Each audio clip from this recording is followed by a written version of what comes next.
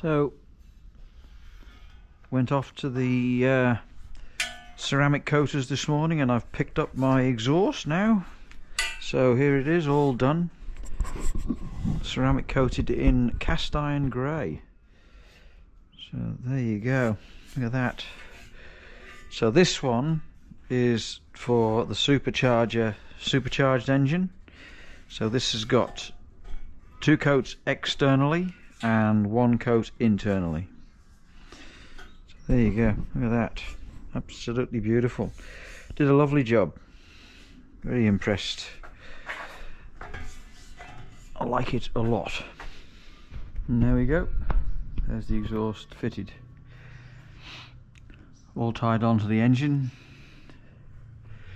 fitted beautifully. I had a fear that the ceramic coating, the temperature that it got up to with stainless, it might have caused it to move a little bit, but when I put it back on again it actually lined up better than it was when I first fitted it. So all the nuts tightened up to 15 foot-pounds. Still using the brass nuts on here. On the supercharger I have to use stainless steel nuts as recommended, they're supplied in the kit. So now it's just a case of putting the carburetors back on again, filling it full of coolant, and yeah, get it to burst into life. So that'll do for now. I'll just wanted to show you the exhaust without the carburetors on because you can see it better then. So I've still got enough room between the chassis rail and the exhaust, and between the exhaust and the engine. So yeah, there we go. I'll give you an update when I've fitted the carburetors and hopefully we go for a start. So this is just a bit of progress. The exhaust's on now. I won't bore you with the putting of the carburetors on because people watching this video will know how to do that. So I've now put the exhaust on. The one thing that you do need to retain when you put the MX5 on is this bracket, so that you can attach the exhaust to the still where it was originally mounted to. You don't obviously need the bit that goes from here to the back of the gearbox because it doesn't exist anymore. There we go, that's it all installed now. I'm not sure if I've done a under-car shot of the gearbox installed. So I've mounted the air strap now to that mounting on the side of the gearbox. I've got my 6mm clearance between the universal joint and the tunnel.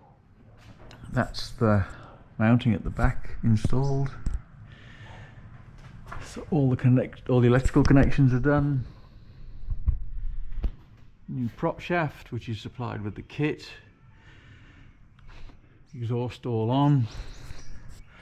With me 2 little spaces in here because I've got to drop the exhaust that little bit so that I get at least some gap between the rear axle. I know it goes up when the suspension goes up, but it's always nice not to have it resting on the exhaust. So that's all done. So yeah, all completed, all greased up now.